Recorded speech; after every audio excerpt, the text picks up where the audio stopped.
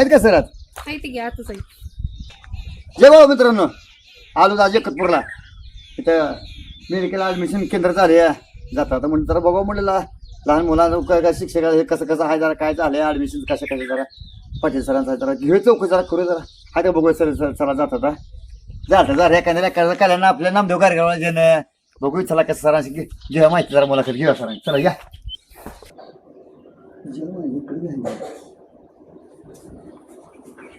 आहेत का सर? आहेत बसले काय कुणीकडे आलो हुडकत राव. तुम्हाला काय म्हणले कसं कसं आज कुणीकडे निघालाय? चालू तिकडे वर म्हणले बर बर बर जाता आता म्हणले काय चालले सर? लई दिवसात बरं झालं आमच्या ऑफिसला पाय लागलं तुमचं. लागा आता पाय लागा, तुम्ही लागला लोकांची सेवा करा म्हणलं, आम्ही आता काही सेवा करावं का नाही म्हणले. 3-4 वर्ष झालं आपण चालू केले मेडिकल ऍडमिशन मार्ग. मेडिकल ऍडमिशन म्हणून म्हणणार आपण म्हणणार मेडिकल ऍडमिशन चालू केलं म्हणलं. एखाद्या गोरगरीबाला आपला व्हिडिओ जर एखादा बघायला मिळाला गोरगरीबाला आपल्यामुळे एखाद्या लेकराचं कल्याण चांगलं झालं. सांगोला तालुक्यातल्या बऱ्याच पोरांची आपण ऍडमिशन केलीत मागच्या वर्षी. बर मागच्या वर्षी MBBS ला, BMS ला, BDS ला, परत त्याला आपण काय करतोय, गोरगरीब पोरांना जरी मार्क कमी असली तर कमी फी मध्ये ऍडमिशन मिळवून देतो. कधीपासून जावं 4 वर्ष झालं, 4थं वर्ष आहे. 4 वर्ष झालं, हे 4थं वर्ष आहे. आता येणार, आता जी काय नीटची परीक्षा देऊन पोरं आता एक्झाम देऊन इथे येणार, हे 4थं वर्ष. बर कसं काय निवडलं तुम्ही? काय कसं डोक्यात बसलं तुमच्या? काय झालं, पोरगी आपली BMS ला आहे आता 4थ्या वर्षाला. बर मुलीच्या ऍडमिशनच्या वेळेस एवढा त्रास झाला मला, भयानक त्रास झाला. काउन्सिलर व्यवस्थित मिळत नव्हती, माहिती व्यवस्थित देत नव्हती आणि मार्केटमध्ये माझी फसवणूक झाली मुलीच्या ऍडमिशनच्या वेळेस. बर डोनेशन भयानक गेलं माझं, 4-5 लाख रुपये एक्स्ट्रा गेलं. मग त्यावेळेस एवढा त्रास झाला, निर्णयच घेतला की याला आपणच करूया. बर आणि गोरगरीब लोकांना त्रास होणे, मला जे काय माझ्या आयुष्यामध्ये माझ्या लेकराच्या मुलीच्या ऍडमिशनच्या वेळेस त्रास झाला ते इतर लोकांना होऊ नये.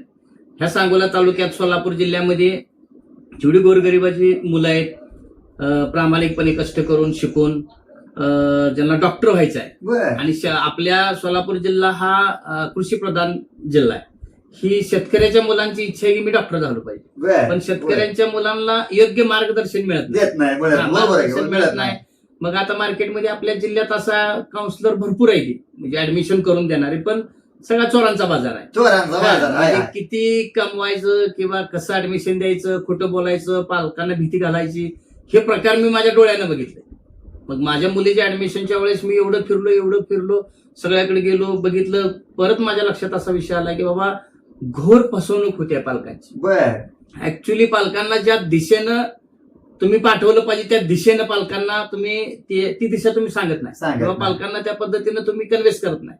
तुम्ही तुमच्या स्वार्थासाठी किंवा तुमच्या फायद्यासाठी बाकीचे काउन्सिलर काय करायला लागलेत की त्यांचा फायदा कसा जास्त होईल असं पालकांना कन्व्हेन्स चांगला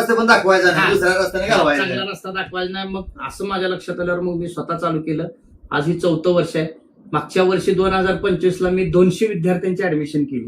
त्यातली आपली सोलापूर जिल्हा, पुणे जिल्हा, सांगली जिल्हा, कोल्हापूर जिल्हा, नगर जिल्हा, या सगळ्या जिल्ह्यातली आपण ऍडमिशन केली. ते माझं एकच ध्येय आहे की गोरगरिबाच्या विद्यार्थ्याला दिशा चांगली दाखवायची. बरोबर आहे. 2 रुपये त्याचं वाचले पाहिजेत, चांगलं कॉलेज त्याला मिळालं पाहिजे, ह्या पद्धतीनं काम करायचं चालू केले.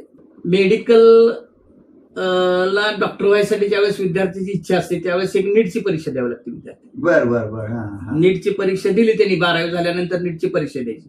नीटच्या परीक्षा दिली का कुणाला 200 मार्क पडते ते, कुणाला 250 पडते ते, कुणाला समजा 400-500, कुणाला MBBS ला जायचंय, कुणाला BMS ला जायचंय. तर ह्या विद्यार्थी काय करतात, परीक्षेचा निकाल लागला का मार्गदर्शक हुडकते, म्हणजे पालक अडाणी आणि विद्यार्थ्यांची इच्छा असते आणि एक चांगला मार्गदर्शक शोधते. पण मार्गदर्शक चांगला मिळाला तर त्याला चांगलं कॉलेज मिळतं.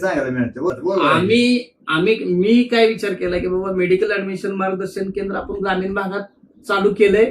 मी जरी काउन्सिलर असलो तर पण पालक आहे, मला जाणीव आहे की बाबा पालकांची परिस्थिती अवस्था काय होती, काय अवस्था माहिती आहे. माहिती आहे मला सगळं. मी ग्राउंड लेवलचा काउन्सिलर आहे, म्हणजे मी त्या परिस्थितीतून पुढे गेले.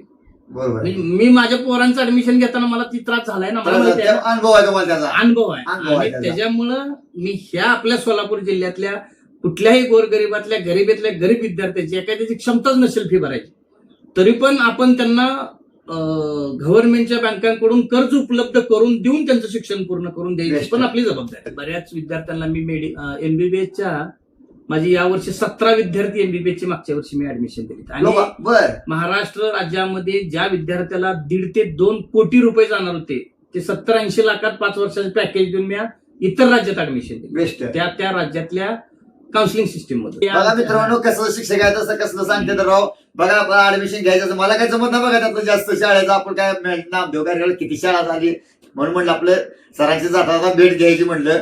सरांनी आंघोळ केलं मी चाललो होतो सरांना म्हणलं उरका तुमचं दोन शब्द मला बोलायचं.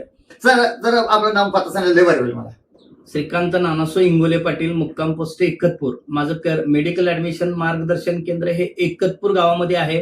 सांगोल्यापासून 4 किलोमीटर अंतरावर माझं मेडिकल ऍडमिशन मार्गदर्शन केंद्र आहे.